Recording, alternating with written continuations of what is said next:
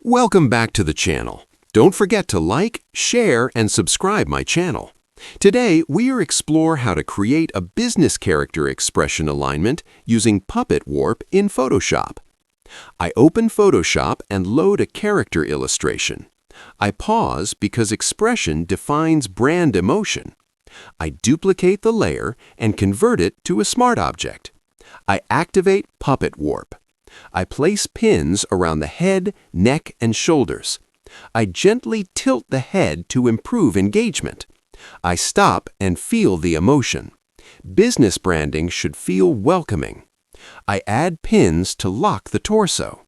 I zoom in and refine edges. I apply the warp and zoom out. The character